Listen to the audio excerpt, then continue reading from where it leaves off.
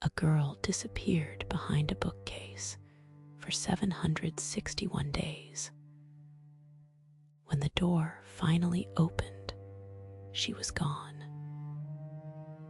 But on the floor, strangers found the one thing the war failed to destroy. A 13-year-old girl once sat in the darkness of World War II, clutching a small diary with a red and white checkered cover. Initially, it was merely a birthday gift, a simple notebook, a private space for a young girl's thoughts. Yet, in a matter of weeks, that little book transformed into something far more powerful. A voice of a child hiding from a world that sought. Her name was Anne Frank. Behind a narrow window in Amsterdam, Anne wrote while footsteps moved below, while walls seemed to breathe with fear, and every small sound could mean discovery. Outside, governments, armies, borders, and laws altered the fate of millions. Inside, one girl continued to write, believing that words could protect. Anne Frank's story transcends just a diary. It reveals the stark reality of what occurs when politics intrudes upon the innocence of childhood. It illustrates how hatred can emerge from speeches, morph into rules, silence, and finally, a locked door behind a. How did a peaceful family, once living a normal life in Amsterdam, end up hidden for 761 days? How did a girl who dreamed of writing, laughing, learning, and growing, older, become one of the most enduring voices of the 20th century? Anne did not survive the war, but her words did. And that is how one small voice, written in fear, became louder than the darkness seeking to engulf it. But this small diary did not flourish from nothing. Before it became a voice of memory, Anne Frank was a child in a family desperately trying to outrun a shadow. Anne's full name was Anneliese Marie Frank. Born on June 12, 1929, in Frankfurt, Germany, she belonged to a Jewish family that once believed in the continuity of ordinary life. Her father, Otto Frank, was a businessman with a careful mind and a quiet sense of responsibility. Her mother, Edith, held the family together within the sacred spaces of home. Margit, her older sister, was serious, intelligent. Anne was different, lively, restless, and curious. She seemed to greet the world with more questions than the world had answers. For a time, their life appeared peaceful. Neighbors coexisted, children played, families shared streets, schools, and small daily routines. But in 1933, Adolf Hitler rose to power in Germany, and politics. It began to invade homes, businesses, classrooms, and conversations. This is where Anne Frank's life transforms beyond mere biography. It becomes a cautionary tale about how swiftly a government's ideology can redefine ordinary life. A child doesn't need to understand every speech to sense the fear. Otto Frank recognized the looming danger early. Remaining in Germany meant waiting in the eye of a storm. He fled to the Netherlands, laying the foundation for a new beginning in Amsterdam, where he opened a branch of Opka, a company linked to jamming supplies. Soon, Edith, Margit, and Anne joined him. Amsterdam offered them hope. The girls attended school, learned Dutch, made friends, yet history had not finished with them. In 1939, World War II erupted. On May 10, 1940, Nazi Germany invaded the Netherlands. Rotterdam burned, the country surrendered, and the Frank family, who had once escaped, found themselves ensnared once more. Following the invasion, the shadow pursuing the Frank family no longer lingered outside their door. It began infiltrating their names, movements, school life, and even the clothes they were compelled to wear. Initially, the new rules appeared as isolated restrictions, one place forbidden, one job taken away. But as these rules accumulated, they revealed a far more sinister agenda. They were not random laws. They were steps within a system devised to expel Jewish people from public life, stripping them of protection and ultimately visibility.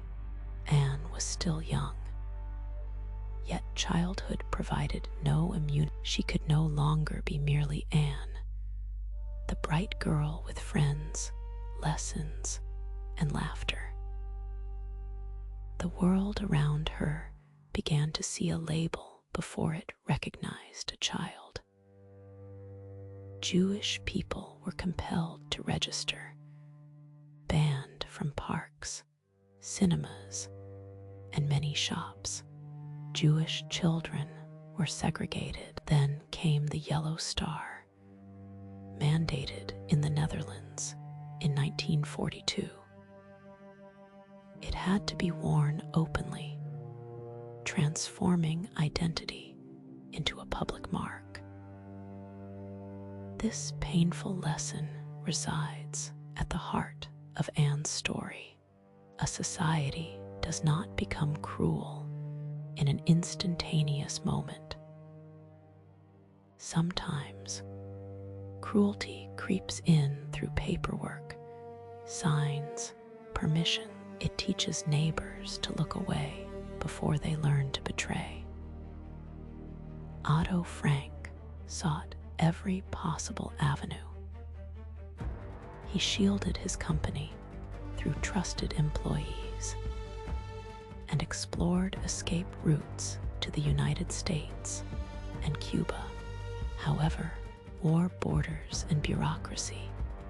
By spring 1942, he realized that survival might no longer require leaving the country. It might demand disappearing within it. On June 12, 1942, Anne received her red and white diary for her 13th birthday. For a fleeting moment, childhood returned. But then Margit received the call-up notice, and the Frank family understood. Margit's call-up notice forced the Frank family to abandon the luxury of waiting. The hidden place Otto prepared now became their only hope for survival. The secret annex stood behind Otto Frank's company office at 263 Prince in Amsterdam. To the outside world, it was just another building along the canal, a workplace with rooms, desks, yet behind a movable bookcase lay a concealed space that would soon hold an entire world. Not a free world, not a peaceful world, but one made of whispers, careful footsteps, closed curtains, and perpetual fear. The Frank family entered first. Later, the Van Pels family joined them, Herman, August, and their teenage son, Peter. Then 8 individuals now shared a cramped space where privacy was rare. Patience was a struggle, and silence became the rule of survival. For 761 days, life persisted behind that bookcase. Each morning, as workers arrived downstairs, the annex felt almost breathless. No loud talking, no running water at the wrong time, no heavy footstep. A dropped object could prove perilous. A cough might echo like thunder. For most, silence evokes calm. For those in hiding, it meant the difference between life and death. The annex was more than a hiding place. It served as a classroom, a prison, a family home. Inside, people still argued, studied, cooked, waited, listened, hoped, and grew weary of one another. Fear did not eliminate daily life. It pressed into every corner. Their survival hinged on courageous helpers who brought food, books, clothing, and news from these helpers were not powerful officials or celebrated heroes. They were ordinary individuals who chose risk over indifference. In a time when betrayal could be fatal, their loyalty formed a fragile bridge between the hidden families, and sometimes those in the annex tuned into Radio Orange, yearning for signs that the occupation might conclude. To Anne, those distant voices must have offered proof that the world had not entirely forgotten them. Throughout this ordeal, Anne wrote not only about fear, but also about the mundane. She detailed arguments in the annex, her complex feelings towards her mother, her admiration and frustration with her father, her thoughts on Margit, and the loneliness of growing up in a room she could not exit. She chronicled Peter, navigating the confusion of first affection, the yearning to be under. Her diary was not merely a record of hiding, but a glimpse into the inner life of a young girl striving to remain alive within herself, while the outside world stripped away almost everything else. That is why the diary gained so much power. It did not turn Anne into a perfect symbol. It kept her human.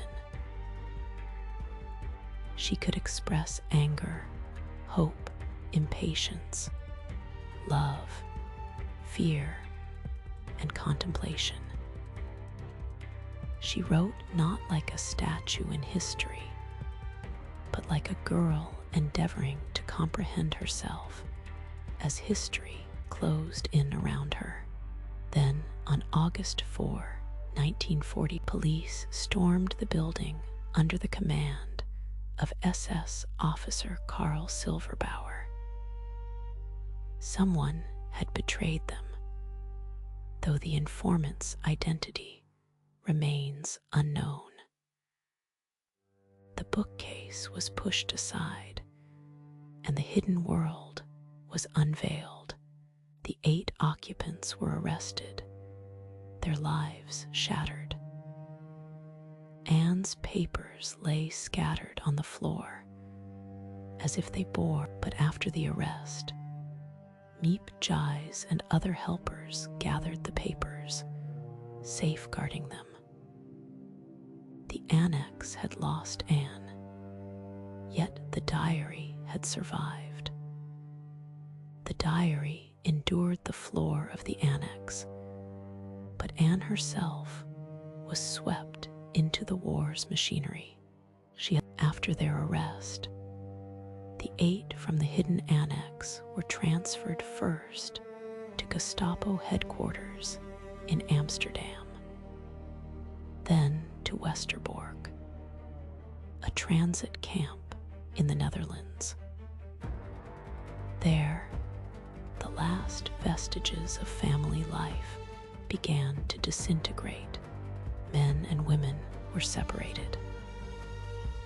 Otto could still glimpse Edith, Margit, and Anne at times.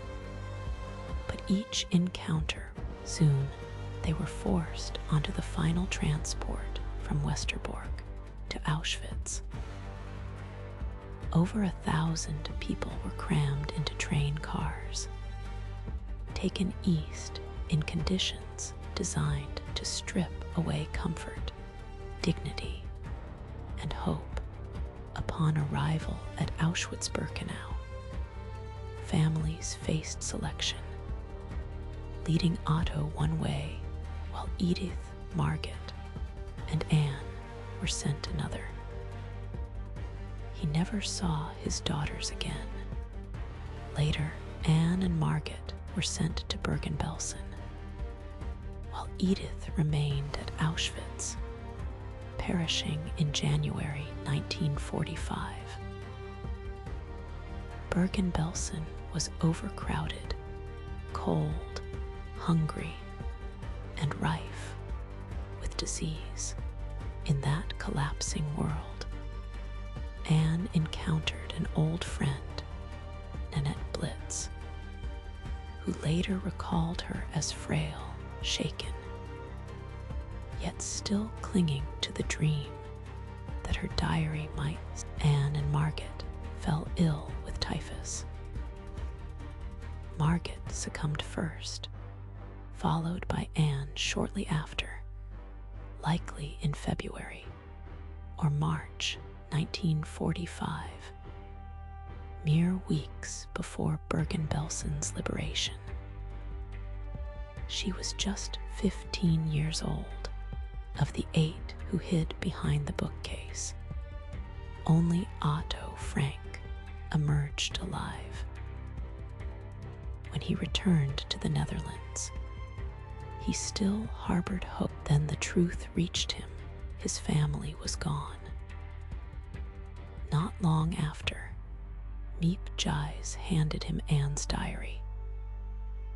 As he read it, Otto discovered not just his daughter's memories, but her mind, voice, honesty, and her dream. In 1947, he helped publish that dream. Anne Frank may not have survived the war, but her words did. Through them, a young girl denied a future emerged as one of the clearest voices, alerting humanity to what hatred can destroy, and what memory. Anne Frank's story does not conclude solely in loss. It persists in the quiet strength of memory. A young girl forced into hiding, separated from the world, and deprived of the future she envisioned. Yet, in the midst of fear, her diary serves as a reminder that history is shaped not only by armies, leaders, and laws, but also by children, families, rooms, voices, and small acts of courage. Anne could not halt the war. She could not save herself or her family.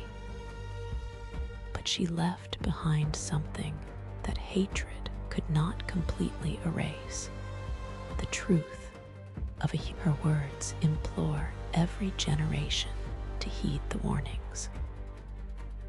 Before prejudice morphs into policy, before silence becomes permission, and before ordinary individuals are pushed out of ordinary life, the lesson is simple yet profound. Never disregard the humanity of another in daily life.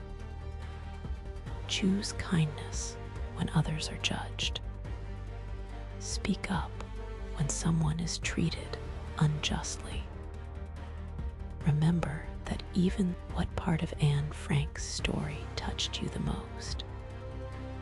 Reflect on your thoughts so everyone can learn from one another's perspective.